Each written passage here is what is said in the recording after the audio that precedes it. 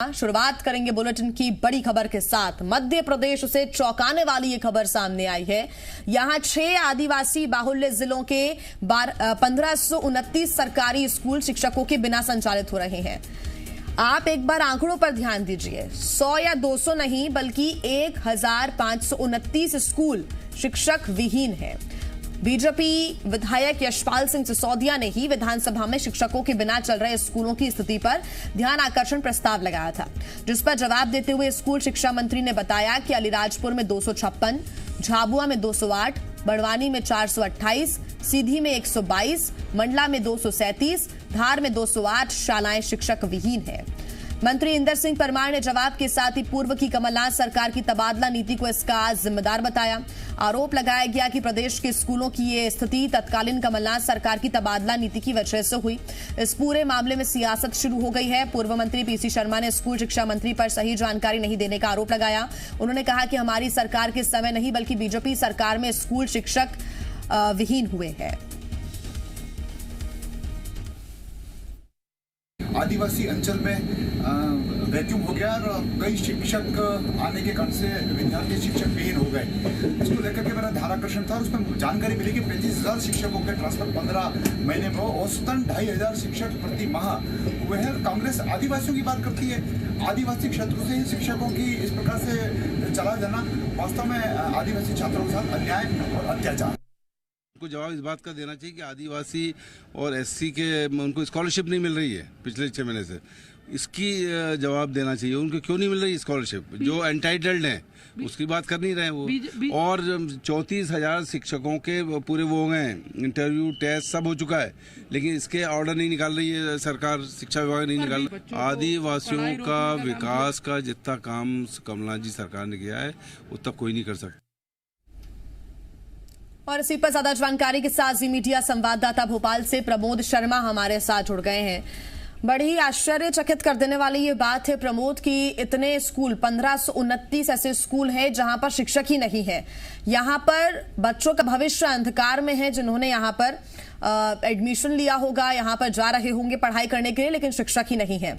इसके पीछे के कई रीजन सामने आते हैं। एक तो तबादला नीति एक बड़ा रीजन है, हालांकि कांग्रेस इससे मुकर रही है। दूसरी बात यह कि जो छोटे स्कूल्स थे या फिर जो छोटे शहर थे वहां से उन टीचर्स को बड़े शहर भेज दिया गया, लेकिन जो स्कूल खाली रह गए वहां पर नए पदों पर शिक्षकों की भर्ती नहीं की गई। इसकी वजह से स्कूल खाली पड़े हुए हैं।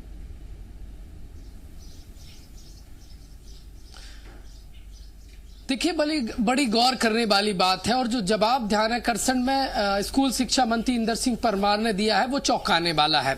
सरकार कहती है कि जो आदिवासी क्षेत्रों में जो स्कूल हैं वहां पर बेहतर शिक्षा दी जा रही है, जो आदिवासियों के जो बच्चे हैं उनके बेहतर भविष्य का निर्माण किया जा रहा है। पर देखिए, यशपाल सिंह सिसोदिया ने कल विधानसभा में स्कूल शिक्षा मंत्री का ध्यान आकर्षित किया था। उन्होंने कहा था कि जो आदिवासी जिले हैं और जो आदिवासी बहुल क्षेत्र हैं उस क्षेत्र के स्कूलों में शिक्षकों की भारी कमी है। और देखिए, उनके इस ध्यान आकर्षण पर जवाब देते हुए इंदर सिंह परमार ने जो जवाब दिया है वो हैरानी में डालने वाला है और वो पोल खोलने वाला इस बात का है कि आदिवासी क्षेत्रों में जो आदिवासियों के जो बच्चे हैं उनके बेहतर भविष्य का निर्माण नहीं हो पा रहा है, क्योंकि स्कूल ही नहीं है। जब शिक्षक नहीं होंगे, जब गुरु नहीं होंगे तो बच्चों के बेहतर भविष्य का निर्माण कैसे होगा? नहीं हो पाएगा। और ये इंदर सिंह परमार के ध्यान आकर्षण के जवाब से साफ हो चला है। देखिए, मध्य प्रदेश के ऐसे 6 जिले जिनमें आदिवासी क्षेत्रों में जो सरकारी स्कूल हैं, जो शालाएं वो शिक्षक विहीन है, वो इस प्रकार है। देखिए, अलीराजपुर में 256, झाबुआ में 208 और बड़वानी में 428, तो सीधी में 122, मंडला में 237 और धार में 208 ऐसी शालाएं हैं जहां पर शिक्षक नहीं है। देखिए जिया, जब शिक्षक नहीं है तो बच्चे क्या पढ़ते होंगे, कैसे पढ़ते होंगे और कैसे भविष्य उनके बेहतर भविष्य का निर्माण होगा, इस पर एक बड़ा क्वेश्चन मार्क खड़ा हो रहा है। बीजेपी आरोप लगा रही और मंत्री ने भी अपने जो ध्यान आकर्षण के जवाब में यही जवाब दिया है कि कमलनाथ सरकार जब मध्य प्रदेश में थी और जो शिक्षकों के तबादले किए गए, ऑनलाइन तबादले उसी नीति के बाद ये स्कूल और शालाएं खाली हैं, वहां पर शिक्षक नहीं है। जो शिक्षकों के तबादले हुए हैं उसके बाद से इन स्कूलों में नए शिक्षकों के पद स्थापना नहीं हुई है या फिर उनकी पोस्टिंग नहीं हो पाई है। देखिए, पिछले 1 साल से ज्यादा का समय हो गया इन स्कूलों में शिक्षक नहीं है, तो कैसे कामकाज हो रहे होंगे, कैसे शैक्षणिक कार्य हो रहे होंगे। वो तो देखिए कोरोना का काल है कि स्कूल ठीक से नहीं लग पा रहा है, नहीं तो इन जो आदिवासी बच्चे हैं उनके भविष्य को अंधकार में धकेलने का काम इस सवाल के जवाब से साफ हो रहा है। देखिए, सियासत भरपूर होने लगी है, हो भी क्यों ना, क्योंकि लाजमी है, हर कोई कहता है। ये बड़ी चिंता का ये विषय है प्रमोद की सियासत इस पर हो रही है, लेकिन बच्चों के भविष्य का क्या होगा, कैसे बेहतर भविष्य बनेगा मध्य प्रदेश के छात्र छात्राओं का, ये सबसे बड़ा सवाल है। शिक्षक ही नहीं होंगे तो बच्चे स्कूल जाकर करेंगे क्या। आप बने रहिए प्रमोद हमारे साथ, आगे आपसे अपडेट्स हम लेंगे। राजपाल सिंह सिसोदिया जी हमारे साथ जुड़ गए हैं बीजेपी से। सिसोदिया जी, स्वागत है आपका जी मध्य प्रदेश छत्तीसगढ़ में।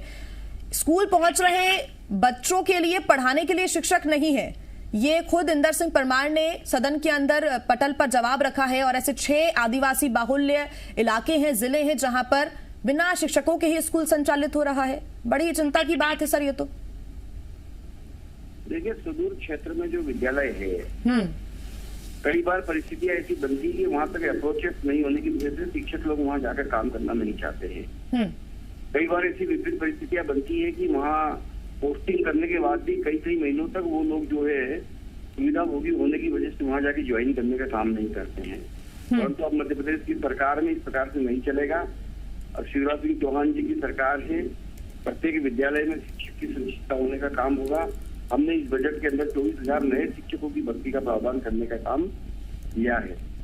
हमने जो पिछले 3 वर्षों से चयनित शिक्षक जो कि एक प्रोसेस की पाइपलाइन में थे उनको भी बाहर करके और उनको पोस्टिंग हो जाए इस बात के लेकर परसों शाम को आदेश जारी हो गए और उनके सत्यापन होने लगे हैं।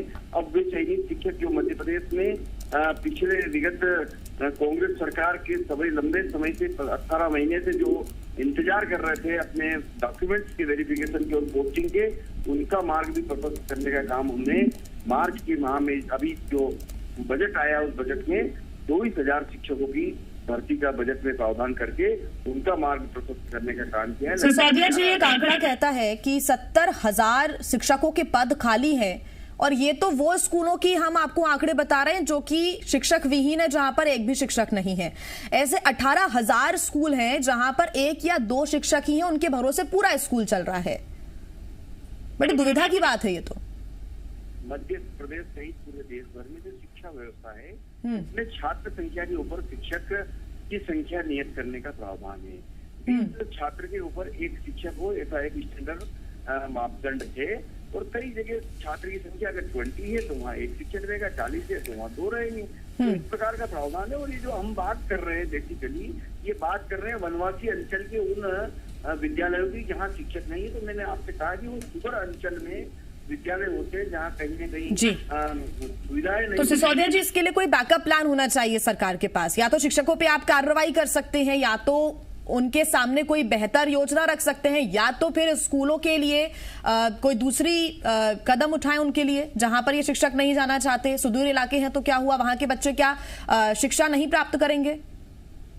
नहीं, इसमें क्या है कि आदिम जाति विभाग के द्वारा भी और अन्य विभागों के द्वारा भी हमने कुछ फैसिलिटीज इसमें जोड़ने का काम किया है। और विगत दिनों आदिम जाति कल्याण विभाग से भी शिक्षकों की भर्ती और उस विभाग से ही शिक्षकों को अपॉइंट करने का हमने प्रावधान करने का काम किया है, जिससे कि वो विभाग सीधे उन पर नियंत्रण रख सके। अभी कुछ विभागों के आपसी जो है अलग अलग दायित्वों की वजह से ये नहीं हो पाता था। शिक्षा विभाग, आदिम जाति विभाग और आपस में तालमेल नहीं होने की वजह से भी कई बार इस प्रकार की परिस्थितियां बनती थी। परंतु अब जो है विभागवार अलग अलग जो हमने करने का काम किया है। ये जो नए शिक्षक 11,000 की भर्ती होने वाली है, जो डॉक्यूमेंट वेरिफिकेशन का काम परसों शाम से शुरू हो गया है। ठीक, फिर आप देखेंगे कि नया जो शिक्षा सत्र चालू होगा इस प्रकार की समस्या आप देखने को नहीं मिलेगी। ठीक सिसोदिया जी, आप बने रहिए हमारे साथ। कांग्रेस प्रवक्ता भूपेंद्र गुप्ता जी हमारे साथ जुड़ गए हैं। भूपेंद्र जी, अगर स्कूलों में शिक्षक नहीं है और ये 6 आदिवासी बाहुल क्षेत्र हमने बताए हैं दर्शकों को जहां पर स्कूल्स में शिक्षक नहीं है, बिना शिक्षकों के ही स्कूल संचालित हो रहे हैं, वो इसलिए क्योंकि तबादला नीति आई थी कमलनाथ सरकार की, इसकी वजह से दिक्कतें हो रही हैं, ये बीजेपी का आरोप है।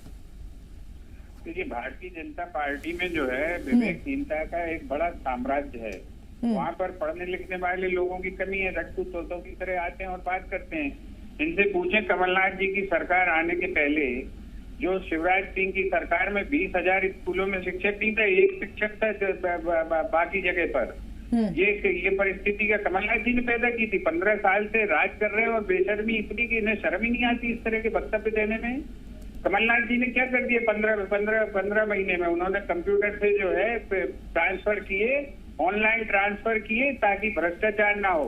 और ये जो है फिर भ्रष्टाचार में लग गए हैं, लूटखोरों की सरकार जो है, इसलिए जो है दिक्कत है। और दूसरा चीज, इनसे मेरा सवाल है, भारतीय जनता पार्टी के नेता और वो यशवंत सिसोदिया जी भी इसका जवाब दें कि अगर जो है आप आदिवासियों पे इतने हितैषी हैं और कमलनाथ जी की ट्रांसफर नीति के कारण ये साथ जो है गड़बड़ी हो गई थी, तो अभी ये 5,400 विद्यालय क्यों बंद कर रहे हैं आदिवासी क्षेत्रों में? क्या आदिवासी बच्चे पढ़े नहीं? वो आपके साहब लोगों के चपरासी बने, उनकी जो है शिक्षा इस लेवल तक ना हो कि वो साहब बन सके, आप उन्हें चपरासी बनने की व्यवस्था कर रहे हो।